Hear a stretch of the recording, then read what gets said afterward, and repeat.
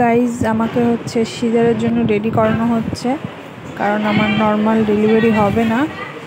বেবির normal delivery হওয়ার জন্য যতটুকু মুখ খোলা দরকার আমার মাত্র 2 সেন্টিমিটার খুলেছিল, ওর জন্য নর্মাল হবে না, সিজারে হবে।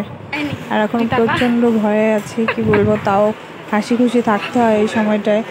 আমি তো কান্নাই করে দিয়েছিলাম, মানে কি বলবো, এখন মনে পড়লে খুব খারাপ লাগে। আর সে এডিট করছি, তো এডিট করতে করতেও ভয় পাচ্ছি। তো ব্লগটা দেখতে থাকো তোমরা।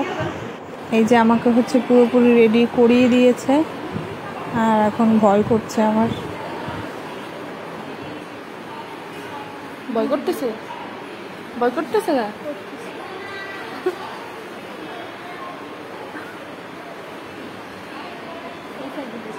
হ্যাঁ,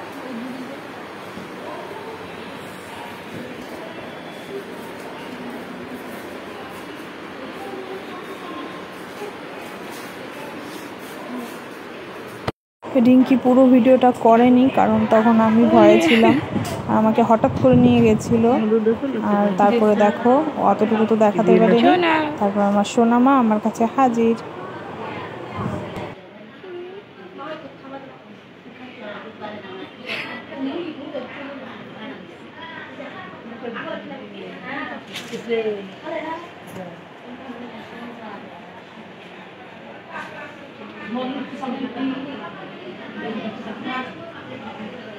তোমার চোখগুলো পুরো বাবার মতো হয়েছে না?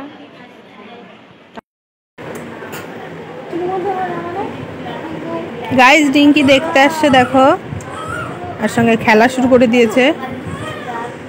মধু আসছিল আর রিঙ্কি আসছিল, মধু এক্ষুনি বেরিয়ে গেল। আর আমার মেয়ে ঘুমোচ্ছে। ঘুমাচ্ছে না? আজ শোনো, দেখো ঘুমাচ্ছে না, দেখো কি বলছো?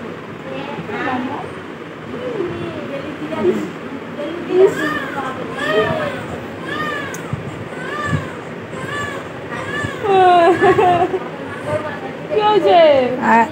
পছন্দ হচ্ছে না। তোমার খাতে দেয় না মামা? দিস না খাতি? খাবে, এখন খাবে।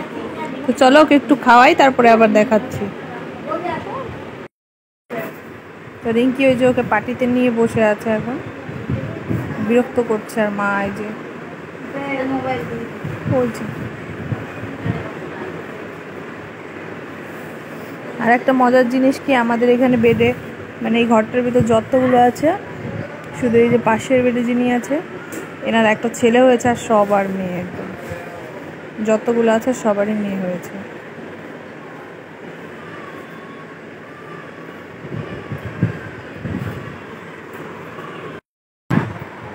গাইজ ওকে একটু খাওয়ালাম, খাওয়ানোর পরে হচ্ছে আমি এখন শুয়ে আছি, উঠতে পারছি না। আমি সিজার কেবল কালকে করিয়েছে, তো আজকে উঠতেই পারছি না। রিঙ্কি দেখতে আসছে, ও থাকে এখানটাই, আসে আবার চলে যায়। তো আমি শুয়ে থাকি, আমি খাওয়াতেই পারি না। মা ধরে দেয় একটু, ওই কোনো মতে খায়, কালকে তো খায়নি, আজকে একটু খেয়েছে। আবার ওকে ভ্যাকসিন দিয়েছে দুটো, মানে পোলিও ভ্যাকসিন, একটা পায়ে একটা হাতে, ওর জন্য হয়তো কান্না করছে। তো তোমাদেরকে আমি এরকম ছোটো ছোটো আপডেট দিতে থাকবো পেজে। একেবারে বাড়ি না গেলে তো দিতে পারবো না বড় আপডেট।